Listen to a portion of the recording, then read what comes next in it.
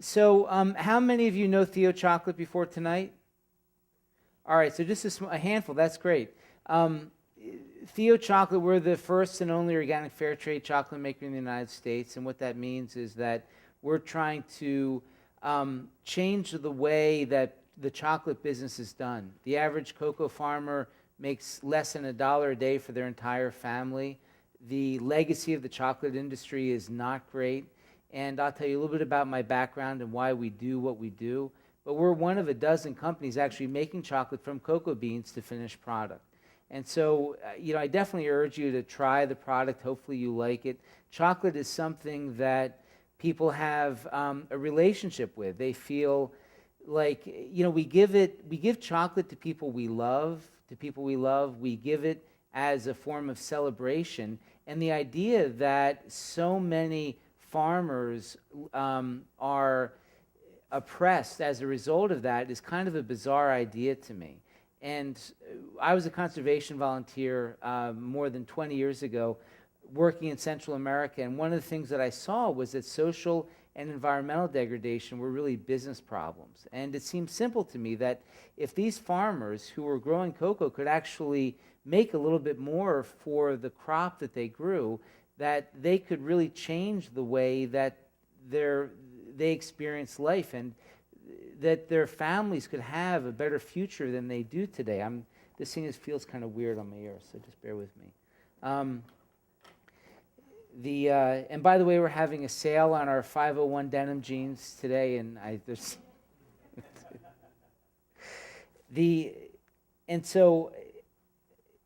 so it seemed that if consumers really valued cocoa, I just don't, maybe I have to stand over here and just use a mic, because this isn't working. Okay. Here you go. Do you tell me when to turn this off? Sure. Yeah, I will. Sorry, guys. I just I have a tendency to pace, so forgive me.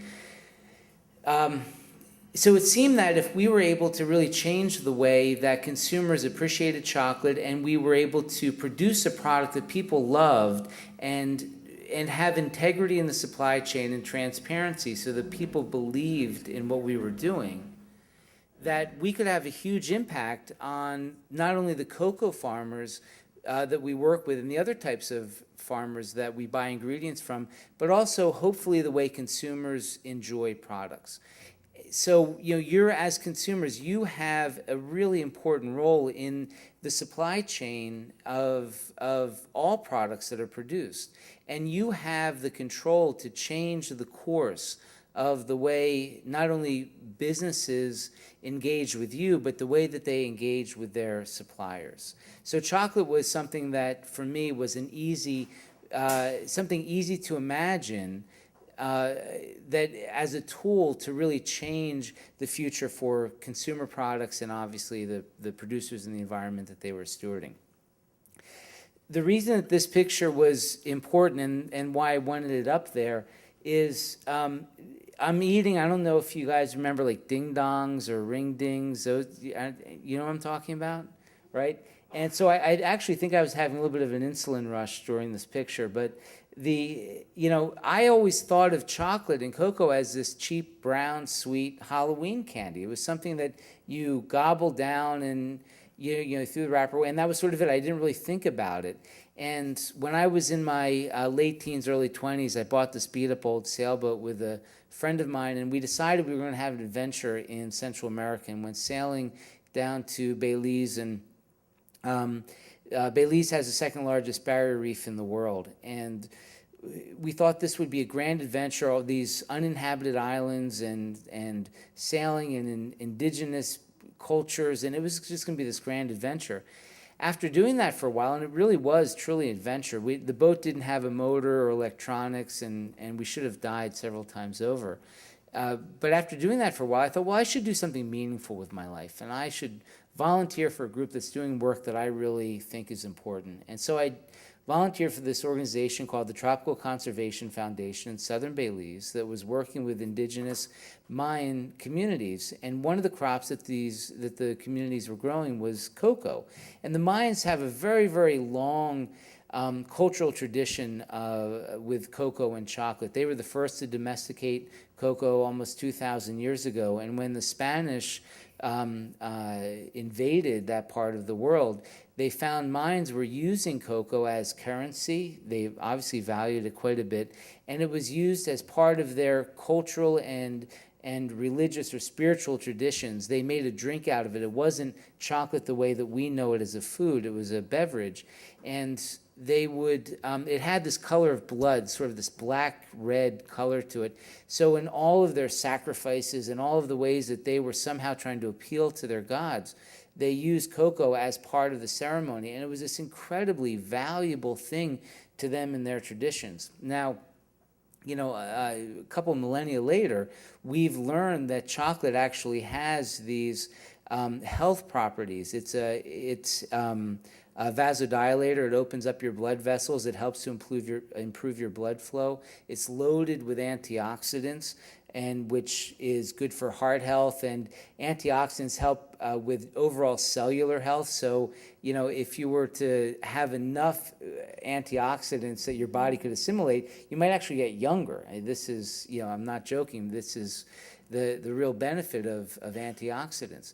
So the Mayan knew that it had these benefits, but somehow over the last 500 years that we've been engaged with cocoa, we've completely devalued it to the point where it's a ring ding or this cheap thing that has very, very little value. It's supposed to, we think of it as a cheap product. Some of the candy companies that I've worked with over the years, the way that they measure consumer acceptance of their products is how many wrappers of their products they can find in the parking lot of convenience stores. So, you buy this thing and it's really cheap and you rip the wrapper off and you gobble it down and you throw the wrapper away, and that's how they know how well they're doing. That's one of the measures. It's bizarre to me that we could take something as beautiful as that, as cocoa, and turn it into this kind of disposable thing. And if it's disposable, if it's cheap, then where's the value? How does that translate into something that is meaningful for people who are growing it? So, of course, today, cocoa farmers are living under the poverty line. 80% of their children are malnourished. And I don't know if you've read some of the reports on slavery issues, but there's more than 200,000 children enslaved in cocoa farms in West Africa. Most cocoa grows in Ivory Coast and Ghana. 60% of the world's supply is coming from West Africa. And that's where they're really finding some slavery problems. So we're trying to change the way that that's actually, the way that not only you engage with it, but also the way businesses conduct and manage their supply chain. So you can turn that picture off now if you want. I don't want to distract you with, And I'm wearing a Boy Scout uniform, and there's a table in the back with a bunch of booze, and there's no furniture, so you can, maybe my family, I don't know. We're having a party and no furniture. I'm just teasing. It's just... Anyway, thank you. So after working with these Mayan farmers and seeing that if they could just make a little bit more money, they could make some better land stewardship decisions, it seemed to me that the best thing to do was to try to find a market for this cocoa. And this was in the early 90s. And at the time, the total organic food industry in the United States was $1 billion. And I thought that was huge. $1 billion? That's a lot of money. Little did I know how small that really was, especially from a food industry perspective.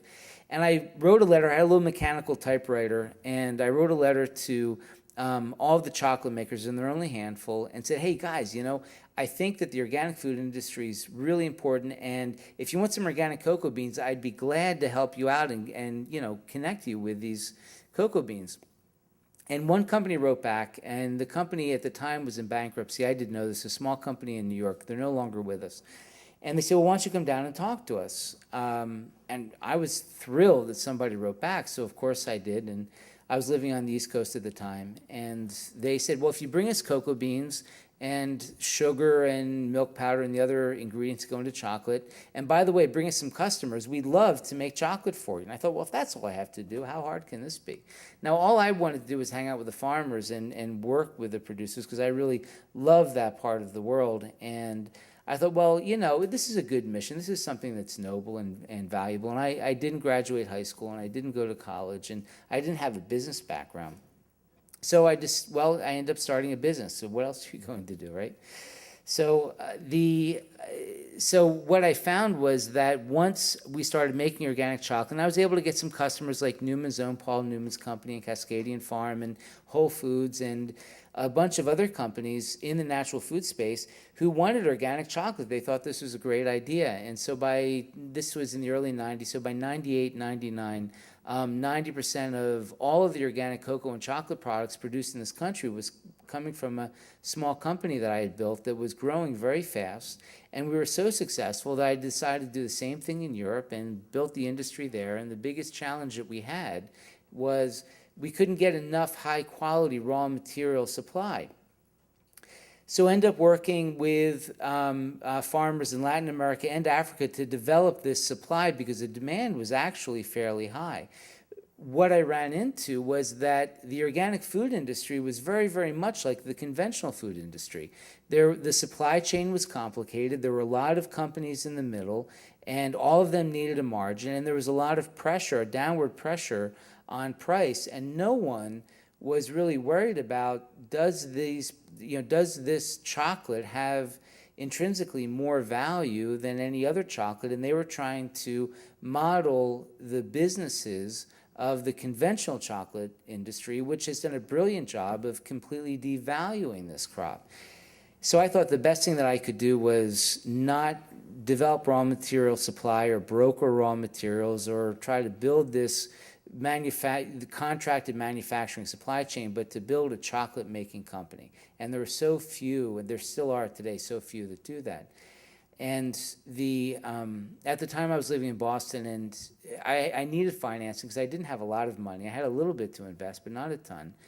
And everyone that I talked to said, well, if it was such a good idea, someone else would already have done this, because you're really talking about competing with Hershey and Mars and Nestle and now ADM. ADM is Archer Daniels Midland, one of the largest agribusinesses in the world, who's now in cocoa. And there's an institutional industry. You're going to compete with them and and change the way that they're somehow managing their supply chain and doing business, and you're going to tell customers that what used to cost pennies now should cost dollars. That there's, and you didn't go to college. What do you know? There's no way that we're going to support you. So I decided to come to Seattle because I thought people in Seattle were crazy enough to actually get behind this thing, and I was right. You guys are nuts. I'm just telling you, absolutely nuts. So here, and I had always things are personal, right? We do things because they feel good. We do things because they're important to us. I had first visited the Northwest around the same time I was hanging out in Central America, and I fell in love with it. And I do a lot of sailing, and this seemed to be a really great, beautiful place, and I have friends here. And so when I first came out here to think about business in 2003, it was very clear to me that this community could actually support what we were doing. And so I decided that I would start Theo here, and this whole dream of building a brand that was able to communicate directly with consumers, control the supply chain, and control the quality and kinds of products that I thought consumers would want. That's where we decided to do it. And the attitude here in Seattle was very much, if you're going to compete against the big guys, of course you can do it. And if you're going to do it in a way that's going to improve people's lives, of course you can do it.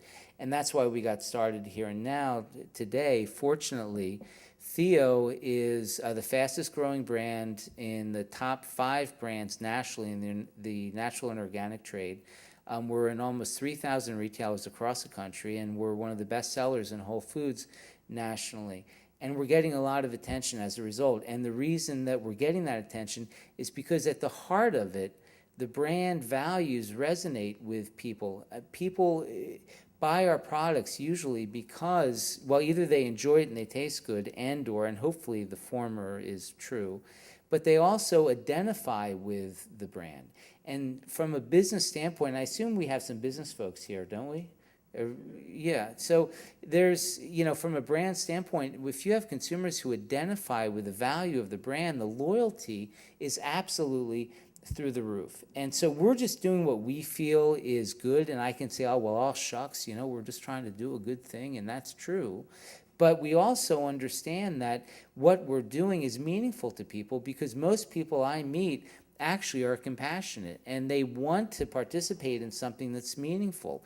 And we're not asking for people to stretch. We're not selling our chocolate bars for $20 a bar. It's a little bit more than conventional products, but because we're vertically integrated and through our transparency, we do work on lower margins than other businesses, but we're able to ensure that the value that consumers pay actually does go back to the farmers, and we support that with technical assistance. So let me unwind that a little bit and give you an example of a project that we're working on now that is really important to me. I want you to keep in mind that in order for chocolate to taste good, and this is true for a lot of food products, but in order for chocolate to taste good, you have to start with raw materials that are high quality. And so most cocoa that's produced is produced at the lowest quality possible that is passable for manufacturers to produce some product. So the higher percentage cocoa in the chocolate, the more important the quality is to the finished product. So if you know our products at all, most of our dark chocolate is 70% or higher, which is very high. A Hershey bar is 10% cocoa, so that's a pretty big gulf. In order for that to taste half decent, we have to have pretty good cocoa beans. We don't buy cocoa because farmers are poor. We don't buy cocoa because it's organic and that's what's good for the planet. We buy cocoa based on quality. And as long as that quality is high and farmers are producing the better quality, then we can make a product that consumers care about and are willing to pay more. Of course, we want that supported with social and environmental integrity, produced with environmental and social integrity, but it has to taste great. So in order for that to take place, we provide technical assistance to farmers to improve the quality of their cocoa. We leverage our market position. In other words, we're going to buy a lot of cocoa from farmers, and that helps donor organizations or NGOs or development organizations in countries where cocoa is grown to invest in the quality training necessary to produce a higher quality product. Cocoa grows 20 degrees north and south of the equator. Most of it's coming from West Africa. It's indigenous to South and Central America, but you get an idea of where where cocoa is coming from. Humid tropical countries. Most of those countries are considered developing countries. So a project that is near and dear to my heart right now, I got back 2 weeks ago from the Democratic Republic of Congo, and we've been doing a project over there for the last year, and I've made 4 trips over there in the last year. And for those of you who aren't familiar, the Eastern Congo, which is where we're focused, there over more than 5 million people have been killed in the Eastern Congo in the last 10 to 15 years. It's the worst human tragedy since World War II. There's more than 800 rapes a day, more than 1,100 murders a day. There's really not much of a government. They just recently had an election, and the same regime was elected again, even though the ballots that were printed in for the election in South America, many of them showed up already marked with, I can go on and on and on, and it's one of those stories that is all too familiar for people looking at conflict regions in developing countries. And so as a result, the challenge is that investors don't believe in this country as a legitimate investment. So poverty is, they rank, I think, 100 out of, I can't remember the exact number. They are in the bottom 3. They're kind of right in there with Chad and Somalia. They rank lower than Afghanistan as far as their development criteria as a developing country. They're 187 out of like 189, something like this. Don't quote me on the exact numbers, but you get a sense of maybe where they're at. The regions where the cocoa farmers are controlled by militias. There's a lot of local militias as well as rebel groups that are controlling the area. There's really very little rule of law.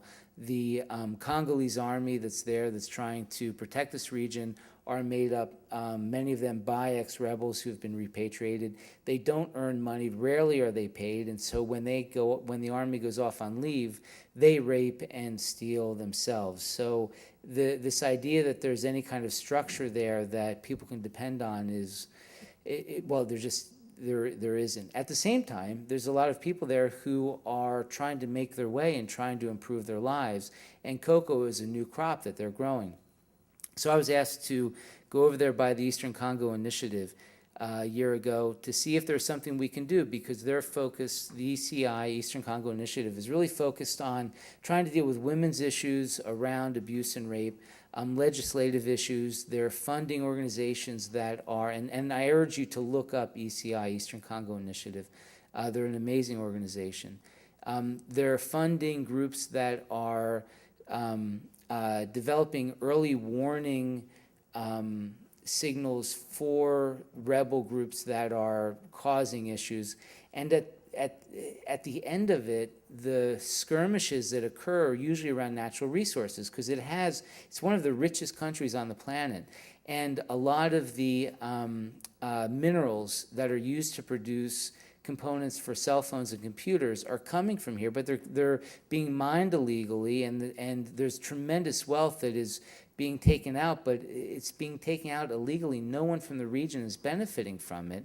And the sad thing is, I did a talk with Congressman McDermott a few months ago at Theo on this issue, and if you have an iPhone or a smartphone, as they call them, there's a good chance that some of the minerals in that are actually from the Congo, but all of them trafficked illegally, and none of the wealth stays there.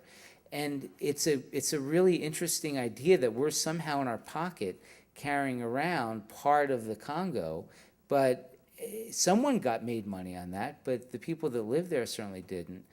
And feeling that connection, feeling that immediate connection, that somehow that part of the world that seems so far away and in such distress I'm somehow connected to that in a way that's not clean, is a little bizarre, and sometimes it's too much for people to think about.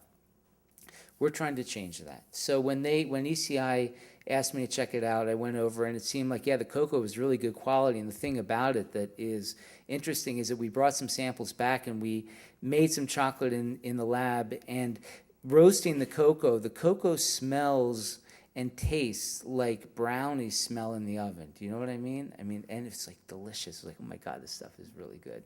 We're going to blow people's mind. We're going to make some chocolate that is just off the freaking hook. And but we had to get farmers organized. So we put a lot of effort into providing technical assistance. ECI is providing money to an organization, Greenhouse, that's a local NGO that's willing to take some risk and train farmers, and we're providing a secure market for it. Well, the stars have totally aligned, where the farmers are doing the work, they're completely committed. We have exporters that are completely willing to work transparently, which is a huge thing for that part of the world. Transparency is very rare. And we just shipped our first container from the Congo that will be in Seattle, the first organic fair trade cocoa from the Congo in this country next month. And so that's a huge success. And for this 20 years that I've been in this industry, first seeing cocoa farmers struggling in Central America, I feel that, thanks to consumers willing to participate with us, we now have this business, this machine that can actually create this kind of change.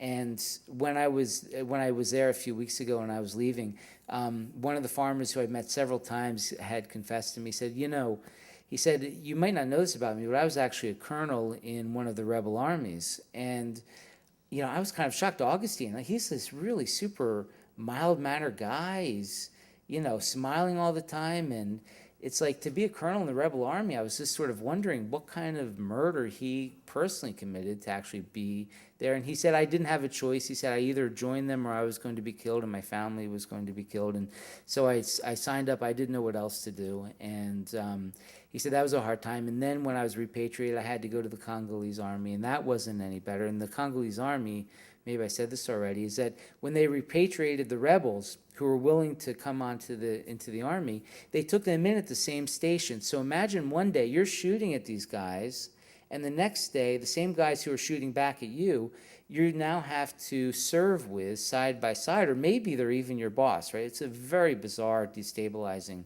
thing. And he said that wasn't so cool. And he said, but I finally I was able to get out of the army, and now I just want to be a farmer. And he said, for the first time in my adult life, I feel like if I work hard and I do the right thing, I can actually provide for my family, and I can actually, take a step ahead. Blew my mind, absolutely, that this guy, who every time I go there, he's one of the guys that we work with and do some training with other farmers, and he's lived a life that I could barely imagine, but now he feels like he can actually do something positive.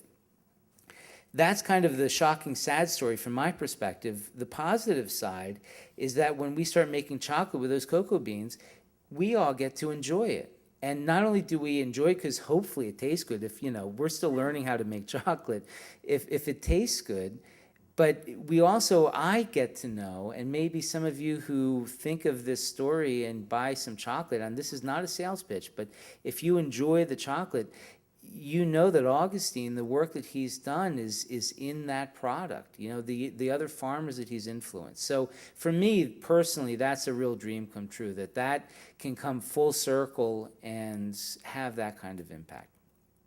The last thing I want to say, and we can move on to some questions unless you want me to tell more stories, Larry, it's up to you, is that ultimately, from a social perspective, an environmental perspective, this is in your hands. We're a conduit. This is consumers. What I believe is that it's not about, the farmers are an important part of the story, of course, but you're connected to them, and I've been trying to illustrate that through a couple stories.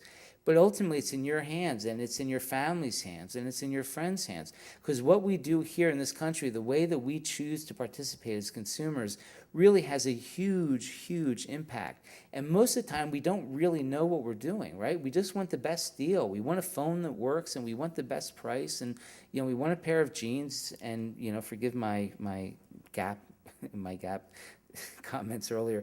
We want a pair of jeans that are going to fit and that look good and that are at the best price, and that's what we think about. And to me, it's normal. That's sort of a normal way to engage in the world, and that's a two-dimensional way of doing it, because you have a product that you want to buy at a certain quality at a price that you feel is fair, and that's all we want to think about. But when we start to think about the fact that it's a three-dimensional exercise that we're engaged in as consumers, because every single choice that we make has a ripple out into the world, every decision that we make, and it can be positive, right? So think about, it's not this negative, like, oh man, if I don't buy that fair trade coffee, shit, it's this, God, who am I hurting now? Jesus Christ. It's like, it's not that. It's more, maybe we can come at it from a place of like, doesn't this taste better? Maybe I would rather you eat less chocolate and have good chocolate, or, have 2 pair of jeans and not 10 if they're really good jeans that are really well made, that are like, not screwing somebody's life up, not that you're trying to do that. So from a three-dimensional standpoint, we have a community impact through the decisions that we make. And the more aware of that we are, I think the more opportunity we have to enjoy it. Don't buy those jeans because the sky's going to fall if you don't. Don't buy that coffee or the sky's going to fall. We make choices because it feels good. We're participating in something that's larger than just the pair of jeans. It's more than just that chocolate bar. It's somebody's life that we're having this positive impact on. And that, to me, is kind of the beautiful opportunity from this kind of consumerism. So I can open up to questions, or I can keep going if you want. But I thought maybe questions might be a good opportunity. Questions, All right. Questions are going to move over story. Would you like to grab of water, though? Sure, thanks. Okay. Try the microphone, it should be working. Good, good. Yeah, yeah. Give you a chance to grab a sip of water, and then, just as a reminder, don't do what I'm just doing right now, be speaking without the microphone. If you have a question, you want to ask your own question, we encourage you to do that. Raise your hand, and Rudy, put your hand up in the back. Rudy will run around to you with the microphone, but he's not going to let you keep it. So you get to ask one question, and then he's going to take it back and let somebody else ask their question. Okay? So, are you ready, Joe? Yeah, I'll stay Okay. here. Read this questions up here. Go ahead. There's a man with the microphone who's gonna go for it. I grew up on Cadbury's chocolate, and I thought that was the best. But I wanted to know the story behind the name Theo. Thank you. Theo is short for Theobroma cacao, which is the scientific name for a cocoa tree. It's food of the gods. And Theobroma seemed a little long and kind of awkward, and Theo was short and sweet.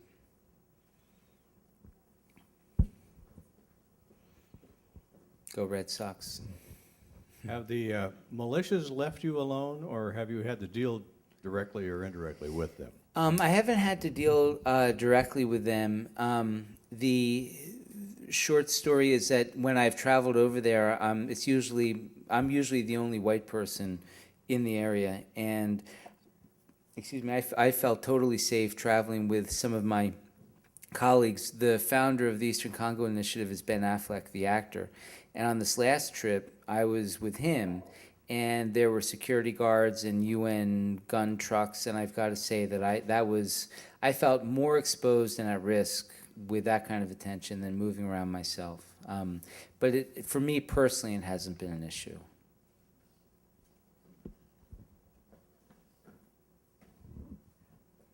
I wondered if climate change is something you're thinking about. Yeah, did you guys hear that question? Climate change.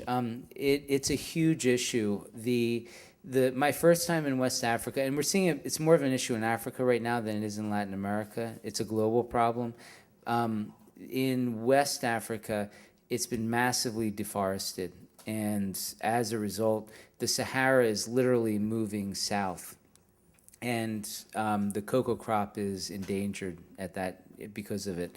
We had one of my early trips in Ghana. In Ghana, they have three exports: gold, timber, and cocoa. And so there's a government policy, that all of the big economic trees are owned by the government. So when trees get to a certain size, the government cuts it down. The landowner or the farmer gets nothing for it, and they're exported.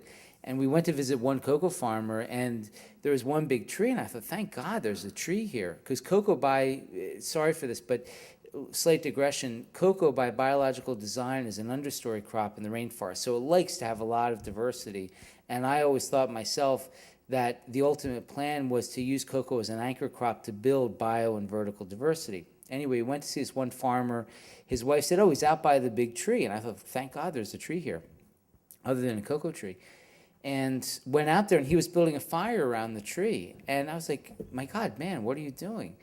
And he said, well, I have to kill it now because when the government trucks go by and they see it, they're going to come and they're going to cut down 2 acres of my cocoa trees just to get to the big tree and skid out, and I won't get any money for it, so I should kill it now. We went to, and so that was tragic and illustrated a lot. Went to the government, and the government handles all of the exports of cocoa.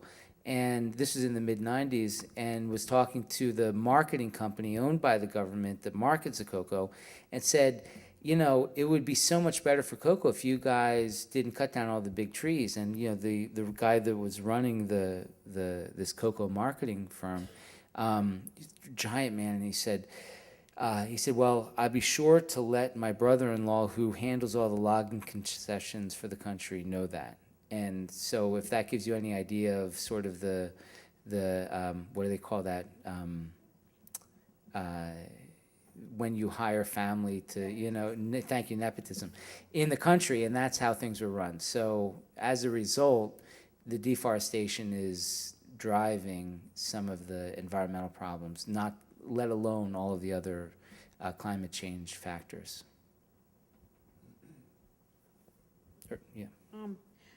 So it would behoove us as consumers to go to our retailers and ask those questions. You know, Yes. do you deal in fair trade products? And ask, I mean, I think that would be a more powerful way to do that. And right, yeah, consumer, you guys have the power. This is what I'm saying. It's up to you. It's a cultural consumer movement. And fair trade is not a panacea. I've got tons of stories about why fair trade is not the ultimate answer. It's a really good start. But asking those questions it's so important, and gaining awareness, and it's being a part of something positive. I don't want it to be this negative thing. It's taking control and saying, I want something that is good. Yeah, please, I urge you to. Without being too complex about this, sugar and fossil fuels, what kinds of answers are you coming up for dealing with those two issues? So it's interesting. So we buy only organic fair trade sugar, but that doesn't mean that all organic fair trade sugar is produced properly. We're buying our sugar from Paraguay right now, and we're part of an organization called the Sustainable Food Lab, which is actually now starting, investigation's a strong word, but they're doing an assessment of organic production of sugar in Paraguay to help ensure that it really is environmentally beneficial. Fossil fuels is a slightly larger issue. One of the things that I've done personally that this does feel like a loss, is that I have stopped eating cheeseburgers on the level that I prefer to. I know it's like, oh God. And I'm not trying to deflect the question at all, but cows are a larger contributor to greenhouse gases in cars and all transportation combined. And so I think that's an issue that needs to be addressed. As far as fossil fuels go, on the ocean, where most of our stuff has to go through ocean freight, that's a struggle. We don't have an answer for that yet. What we're hoping is that alternative fuel and alternative fuel technologies really have an impact on that. But that's one of the downsides of our business and our own conduct. Are you supported, opposed, or ignored by the Archer Daniel Midlands of this world? That's an interesting question. I think that we are considered an inconvenient business for them. I think that's how they see us. In 2001, I was on the board of the World Cocoa Foundation, which is an organization established by the large chocolate makers. And there was one meeting where we were summoned to Washington, D.C. to have this board meeting, and I was their token tree hugger. That's the only reason I was on there. And because there was a report by the BBC that there were slaves on cocoa farms. This is 10 years ago. And what I saw was that the industry wanted to spin it. And I had actually worked with Archer Daniels Midland, and I knew the company reasonably well. And the chairman of the Cocoa Foundation at the time was Marty Andreas, who was one of the members of the family that had controlling interest in ADM. And he said, well, guys, and he wasn't he was a corn and a soybean guy. He says, guys, I don't know what the problem is. Maybe if we just paid them a little bit more, there wouldn't be any slaves. And, the room erupted, and they couldn't imagine spending more. And so the government established this thing called the Harkin-Engel Protocol, which has been a complete failure.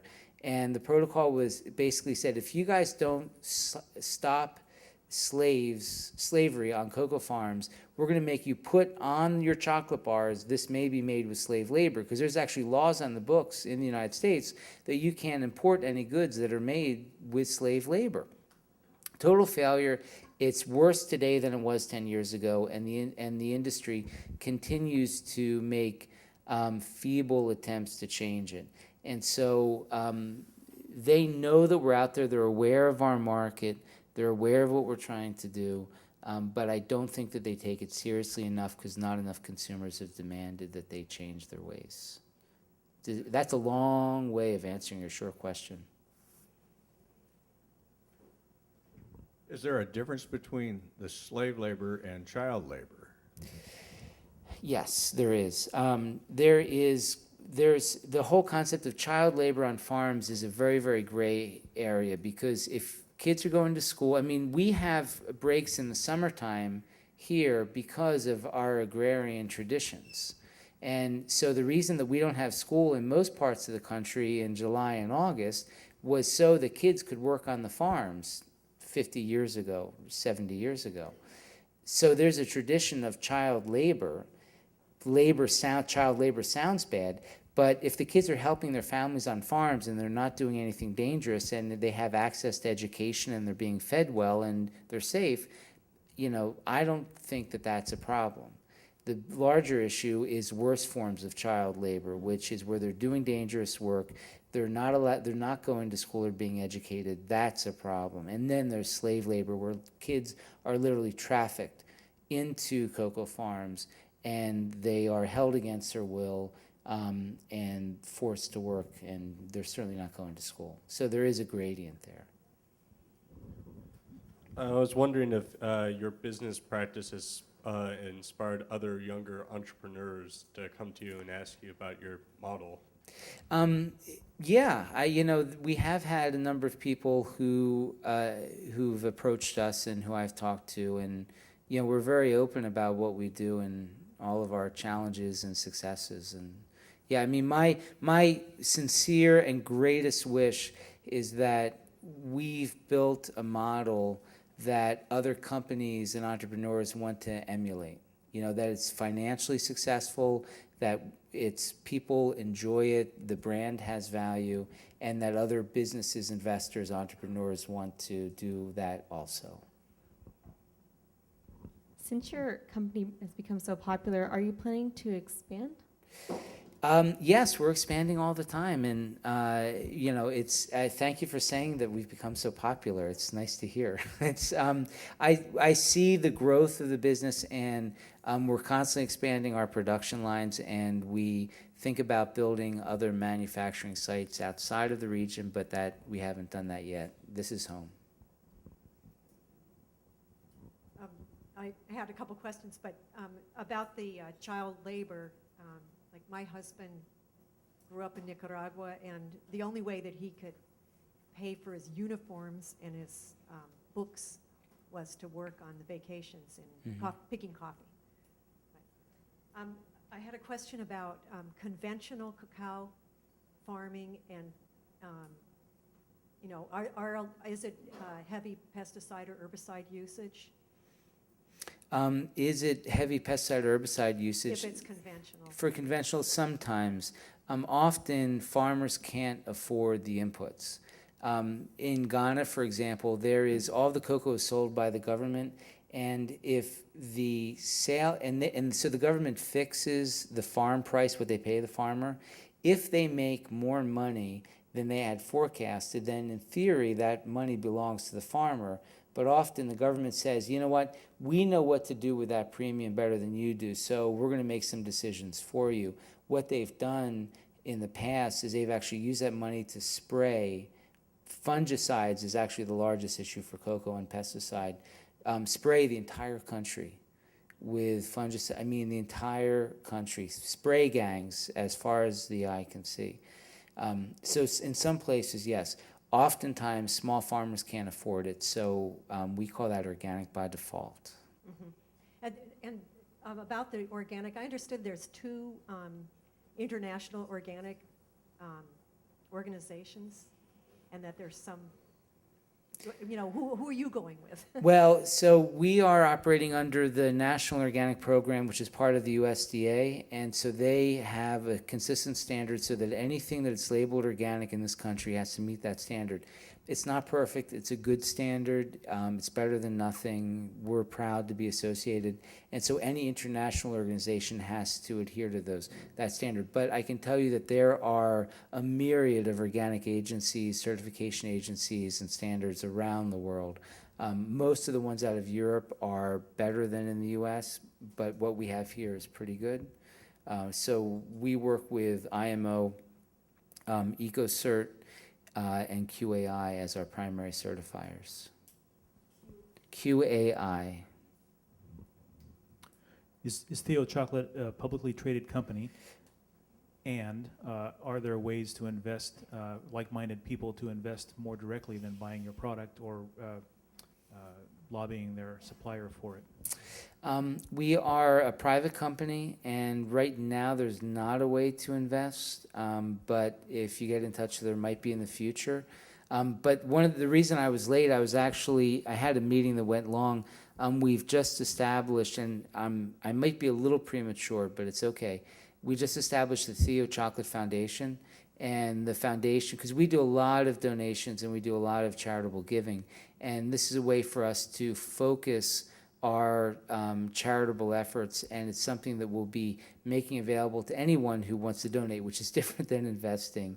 But it's a way to get intimately engaged with the development work we do around the world, as well as the charitable efforts we do here. We do a lot with Food Lifeline, Wellspring, and other local organizations to address hunger and homelessness. So that's one way for people to get involved with our efforts, but it's not investing. But if you get in touch, I'd be glad to keep you on a list if we do something that's more public.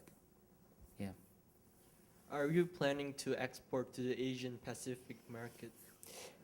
Yeah, the answer is yes. When, I'm not sure. We've actually done all of the kind of trademarking, brand protection stuff necessary to be able to export appropriately to Japan, Korea, China, and other Asian countries. So at some point in the future we will. We're just not sure when. We feel from a business standpoint that the U.S. and Canada, the North American market, is a really awesome market, and we were putting all of our energy into succeeding here first before exporting. But eventually, I just don't know when. I'm from Côte d'Ivoire. Yeah. I believe 40% of cocoa in the world come from Côte d'Ivoire. 1 million tons. Yeah. Do you plan to invest in Côte d'Ivoire, like build a factory over there? Well, we've tried, and I spent a fair amount of time in Côte d'Ivoire, and we were buying cocoa from there, but our business is so tiny compared to all of the other businesses buying cocoa there that we could not get the attention that we wanted to produce this higher quality product. And we also got a lot of pushback from the government because, the government taxes cocoa pretty highly there, and it cripples farmers. And we were pushing them to try to change that, and we're sort of this tiny little business saying, what are you doing? And they were like, we don't need you. So we had a hard time working there. We weren't very successful. Sorry, I think the problem we got with cocoa, the cocoa price is fixed in London. It's not the farmer don't give the price, the sell price. For the oil, the Arabian country can give the price for the oil every day. But about the cocoa, the sell price comes from London, not from Africa or Latin America. That's the problem for us. Well, it's London and New York, and that is a problem because there is a price fixed by the futures market in London and New York, which is based on let me take a step back.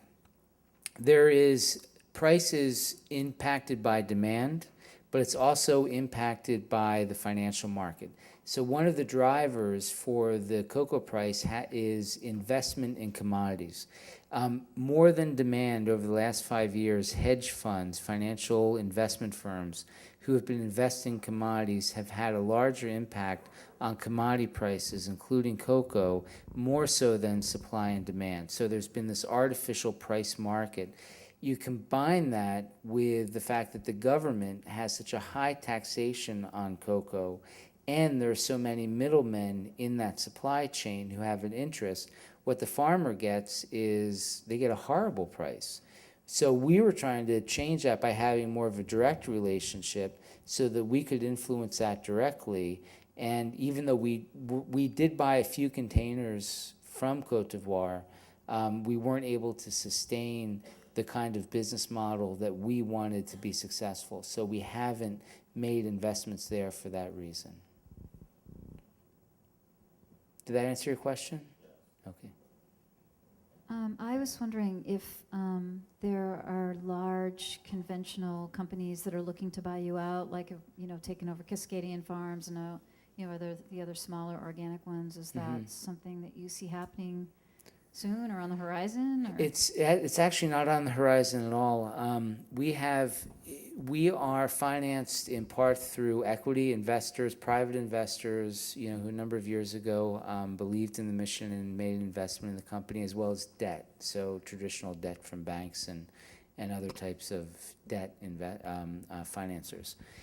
And the problem that I had in raising money was that most investors like to make money and they want to know that they're going to get it back in a certain period of time, which is totally fair.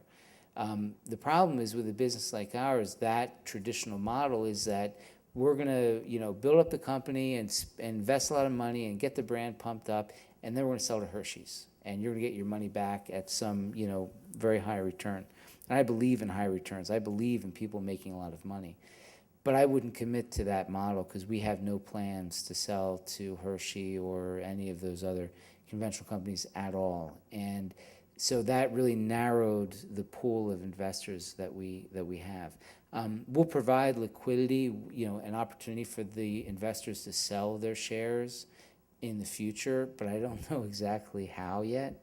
But I'm not going to do it through that traditional model, and they all know that. So it's not a plan that we have right now. And if we did do something like that, it would only be with a company or a business that had the same values that we have. But we're having too much fun. Selling the business is not something we're interested in right now. As your company grows and expands, and staying competitive with these companies that aren't being organic and sustainable, how are you going to continue to be competitive on a product that recently I read an article stating that in the recession that we've been in, a lot of consumers feel guilty about buying chocolate, that it's an indulgence. So how are you going to stay competitive with that being an indulgent product? Well, our experience is actually very different than the article that you read. We actually grew a lot through the recession, and typically, and this is, granted, this was a historic recession that we went through, but typically chocolate, lipstick, alcohol, tobacco all do really, really well because they're small, minor indulgences. During a recession, you might not buy a new car or take a vacation to Hawaii. But the other thing that was interesting is that because people are exercising their values, they identify with our product, with our brand. The idea of switching that, it doesn't, people would rather go without. And what we found in the organic industry overall is that the organic industry, even though it was modest, still saw growth while the conventional industry actually shrunk in some sectors. So I think it's sort of a unique challenge. I don't think that it's... I feel fairly confident that if we can make a good product and keep our prices reasonably competitive, still higher than the average chocolate, that I think we might be all right, but time will tell. Hopefully I'm right. In your concerns relationships with local and national governments, are there any specific instances you've run into negative policies or procedures that you've been able to effect a change in or creatively adapt to your satisfaction? My experience in West Africa, I ran into, in both Ghana and Ivory Coast, I had some negative experiences. And I think that was early on in my career, and I was a little bit too brash in my approach. And so now we're very, we like to fly under the radar. So we're not really trying to deal with governments at all. We just want to move things through. We just want to be sort of quiet about it. And, so, but in most of the countries that we're working with, it's not too much of an issue. Cocoa is relatively low on their scale as far as a major export. So we're trying to stay away from government interaction. Besides of paying high wage to the farmer, do you have any share any some of the profit to the some specific organization? You have any relationship with? Yeah, we don't, no. As far as share of the profit, we have,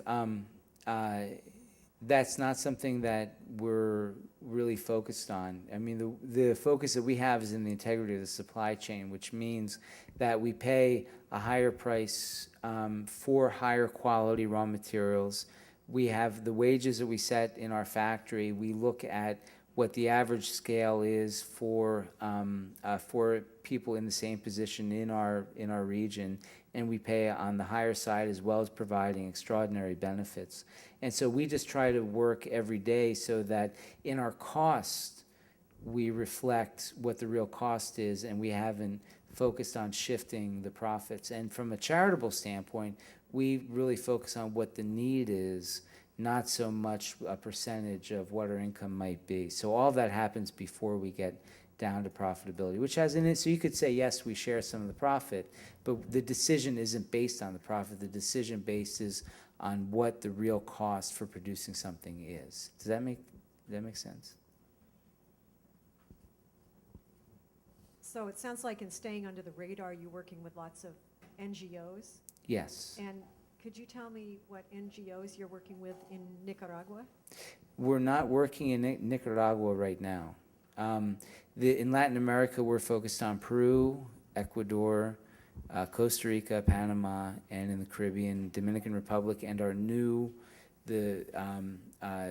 origin that we haven't purchased from yet, but I've been spending some time in, is Haiti.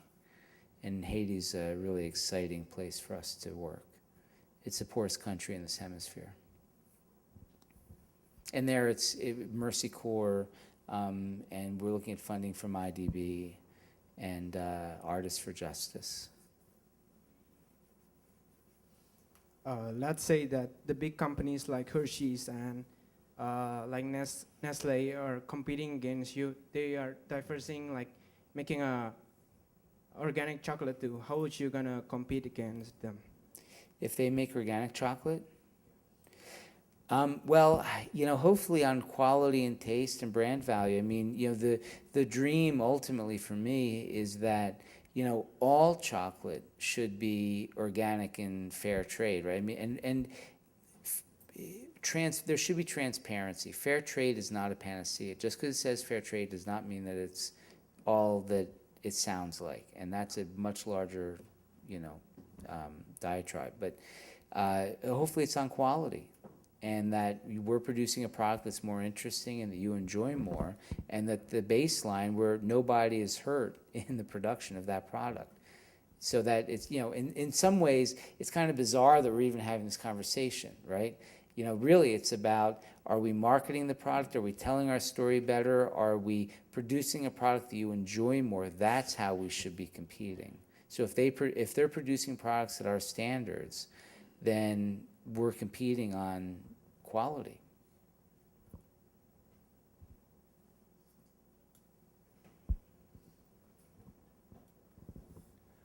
In a business where your relationship with customers relies on getting your story across to them, what marketing models have you found to be the most effective for your brand? That's a really great question, because we're about to step into a whole new day on our marketing strategy. We give factory tours 7 days a week. We have over 35,000 people that come through on paid tours every year. They pay $6 a head to take a tour. But in addition to that, we do promotions nationally on our products in stores. We've had, fortunately, a lot of great national press.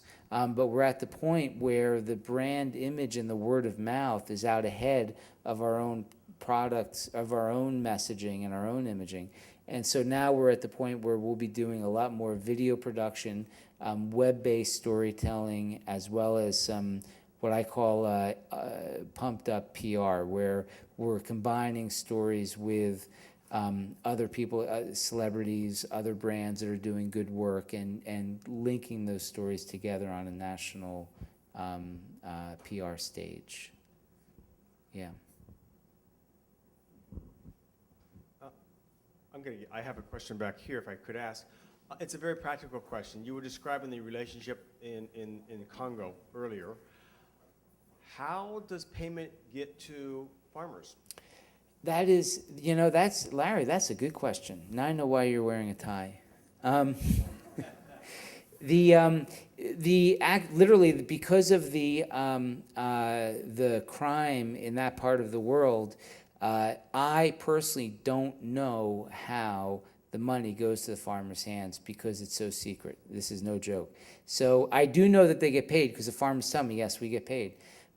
So when the cocoa is delivered to the exporter who sells it to us, there is some secret record keeping and transaction, because if you show up with a bundle of cash at a certain location where farmers are bringing their cocoa, the bandits will know that you're there and they'll steal it. So I actually don't know how they get their money. But it's secret. It doesn't happen at that time. There's some record keeping, and literally they wouldn't tell me, and that was fine with me.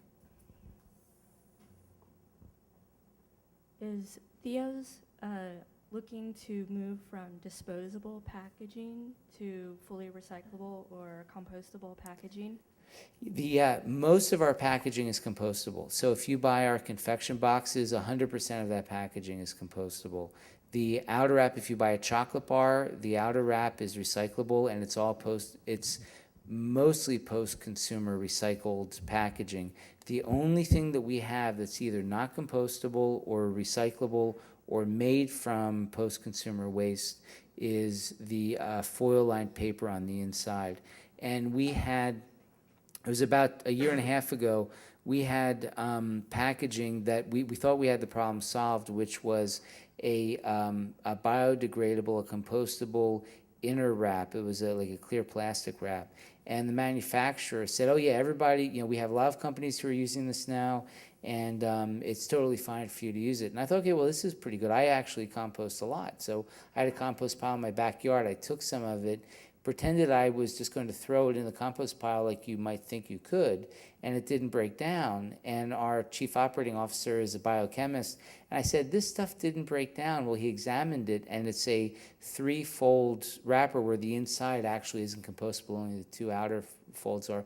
Went back to the company, said, hey guys, this didn't break down. I had it for 2 months, and it barely, and they said, oh yeah, well, there's that part. The inside is, the outer wrap, the outer layers are okay. The inside, not as good. We're working on that. So we're trying to fix it, but it's been hard because that inner wrap is important for product quality. So we're working on that. That's the only thing. Everything else I'm feeling good about, and we are staying out ahead on that development. We do have some sipping chocolate that has a metallized top and bottom, which is the same problem as the inner wrap. So that's also an issue. So fast. All right. Thank you, guys. Thank you very, very much. We're stopping a few minutes early here, but I bet Joe will hang around because there's always folks that have questions they want to ask personally, and so if he hangs around for a few moments, we can do that. The main reason, though, we're stopping now is because the fine young man from the Congo, by the way, who was running around with the microphone had to leave. So I thought, well, this is time for us to everyone to go. So, but I want to thank you all very, very much for coming out here. I hope you've enjoyed it. I certainly have. And on your way out, please grab a piece of chocolate. There's still several plates in the back that have chocolate on them, so please grab some chocolate. If you really enjoyed this conversation, please come back again. Next week, we're going to be talking about coffee. Jeff Martin from Pura Vida will be here talking about, they have probably a similar business model, but he's going to be talking about how they import coffee and then reinvest quite a bit of the profits, mostly I think in Central America. But we'll find this all out next week. So please come back and visit us. In your program, you will find a piece of paper where we invite your feedback on. We want to know how did you enjoy the program? Are there questions that you would like to have seen or topics that you'd like to see us focus on in the future? We really want to know how people found out about the program. If you'd like to be on our mailing list, please give us your name, write it neatly, and your email. Let us know if you're a student, member of the community, just because we sort of sort it that way. But we really do appreciate your feedback on what's working well. Last but not least, if you'd like to become a friend of the Global Affairs Center, which puts on these programs, we have some minimal costs, and we're happy to take contributions. We have a jar in the back, or you can make a tax-deductible contribution through the foundation here at the college. There's details on how to do that in the program. No, that's it. Have a good night and get home safely. Thank you again. Those of you who have questions, Joe's going to hang around. All right, thank you.